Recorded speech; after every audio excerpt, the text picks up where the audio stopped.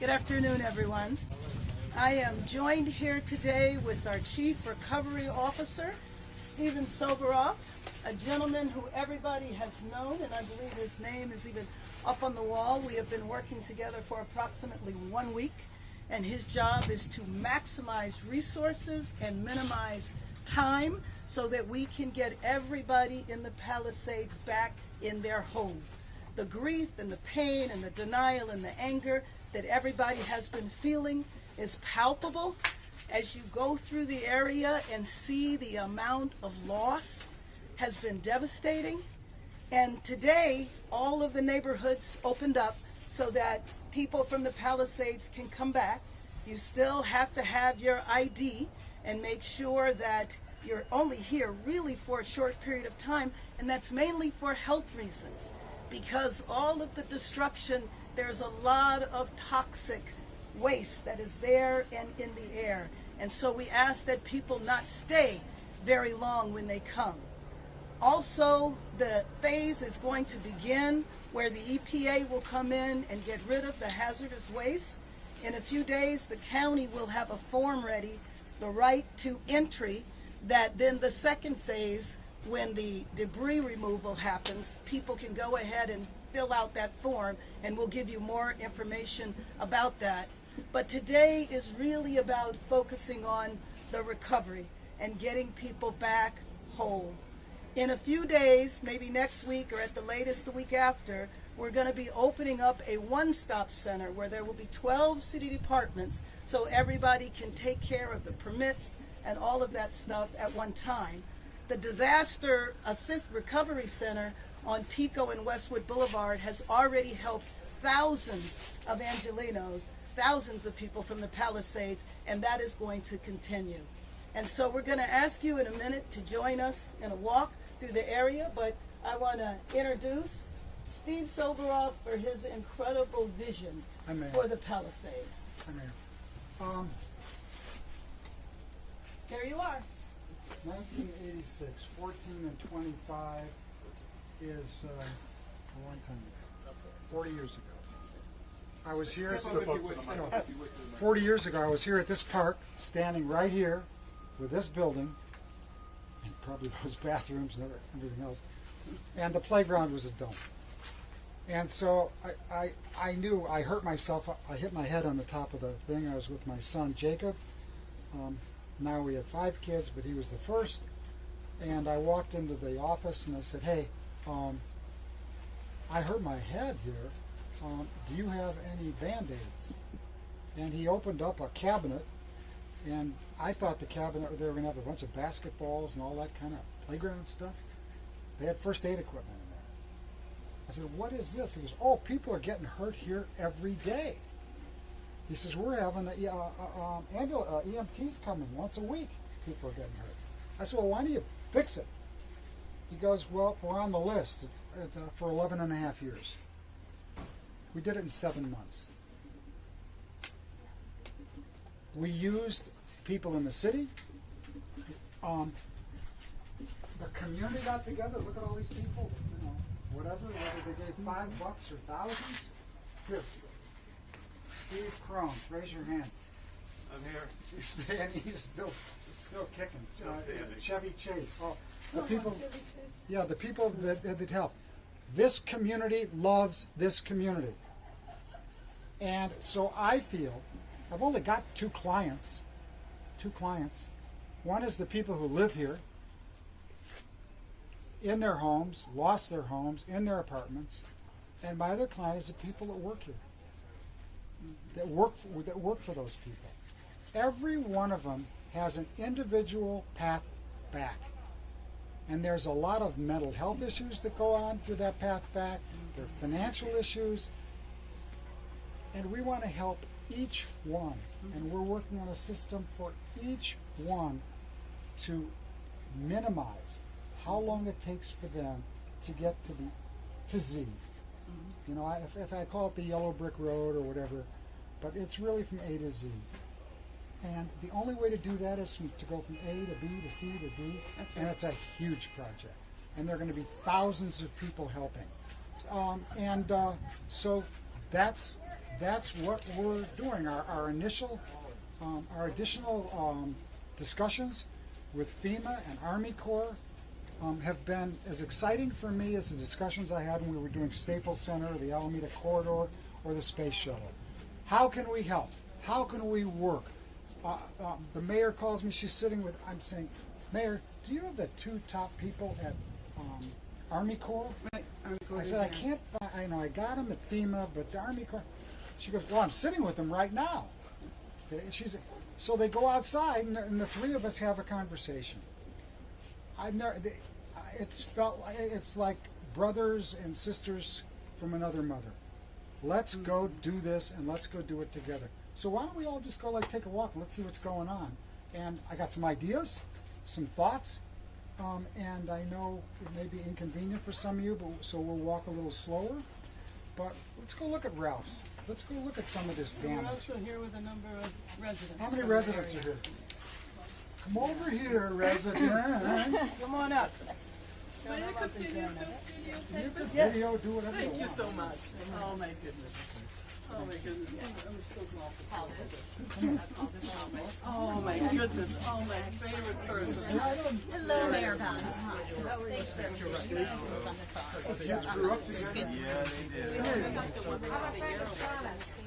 Oh, I can't see his face. Oh, hi.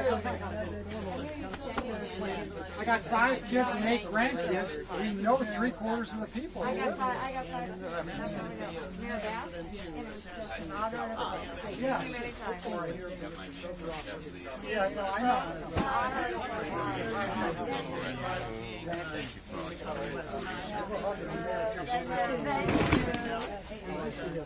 I know.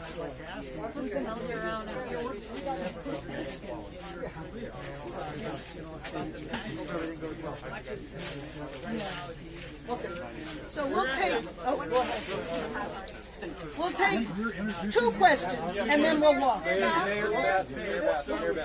Yes. Oh, I'm sorry. I'll come back to John. Go ahead. For talking to us. So, with this vision, is there a timeline? Are you talking 5 years, 10 years, longer? Any? I'm 76. 10 years from now, I'm going to be dead, man. Are you kidding? I don't have time to Well, do the that. whole point is to maximize the resources that we get, especially from the federal government, and minimize the amount of time. So us being organized, getting the community together, people going through the process of getting the hazardous waste done, and then the debris removal will really allow us to expedite. But that's also why we're We don't- opening the listen, one-stop center and all, We so don't people have can to get there finish quickly. phase 1, which is the hazardous material Right. removal, to start phase 2. Right. In your house we do, but But when your not house here. is done, Oh, Stephen, Mike. I'm sorry, when your house is, you see I'm not used to this. When your house is done, then you'll be able to move right into phase 2, which is the lot clearance. So we want to encourage people to go ahead, start your plans now, and be ready when we're ready. Now, we've got a lot of utility work we don't even know. The mayor's going to be announcing in the next couple days. We have basically an owner's rep for the city. And that owner's rep, the number one owner of the rep is Mayor Bass. But so are all you guys. Right. And they're going to represent you and make sure that everybody does exactly what they say they're going to do.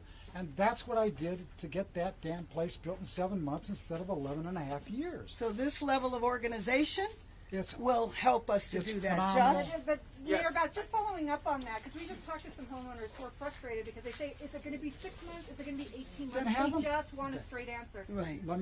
I can answer that real easy.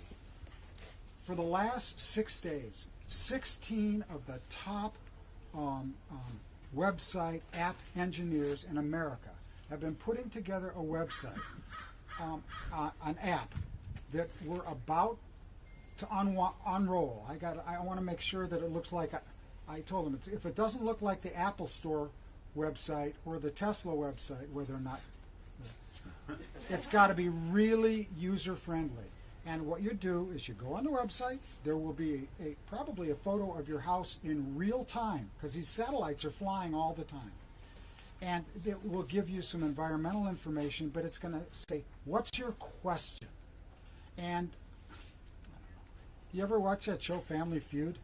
Of course. Okay, so this is going to be, We have gotten the top 4 or 5 questions from 200 different groups. We've been doing focus groups and all these and all these things. So I've missed a couple of meetings.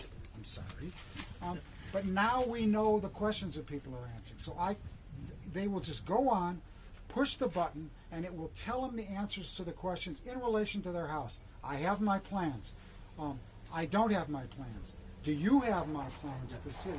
But a couple of things that we're doing to really help speed it up is to get people to go to the Disaster Recovery Center now, next week or the week after when we open up the One Stop, so they can begin all of that paperwork now. Well, they're saying they can't even get insurance adjusters in, and so that's... Hold on one second. Josh?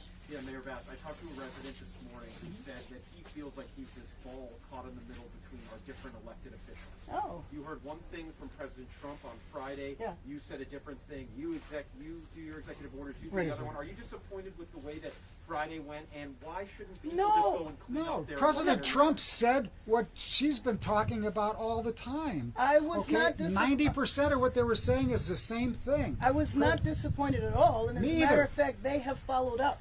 So I think what is difficult for people, what is so difficult for people, is to understand that right now, especially if their place was destroyed, it's really toxic. It's dangerous for them to be there. There will be a time when they can do the cleaning, but the EPA has got to be in charge with this phase of it. And it would be nice if they could say, by next week, on this day, at this time, it'll be done. But you know, Josh, that's impossible to do. Except we're going to And monitor. so- The government followed up. What did you say? You said they followed up. Well, they followed up to ask if there were a couple of specific things that we needed for us to respond to right away. I've also continued to be in contact with the administration, communicating with President Trump's chief of staff, and also with members of Congress. There's a congressional delegation here today from Appropriations, which is how we get the resources, and we need them to be here. And it's my understanding there'll be another delegation tomorrow. So maintaining all of that communication is what's going to help us get to the place where we need to go. So why don't we walk? So you're not willing to offer a firm timetable on when completion of phase 1 will end? I can tell. I mean, we can tell you all that stuff, but the point is, I gotta see how many crews, how many houses they're doing per day. Phase 1, all phase 1 is they walk around and see if you've got lithium battery. They try and make it clear for phase 2 to start. They do that very, very quickly in different areas, but there's a lot of homes. What we have to make sure, and what the owner's rep has to make sure, is they have enough crews working enough hours to do it in enough time.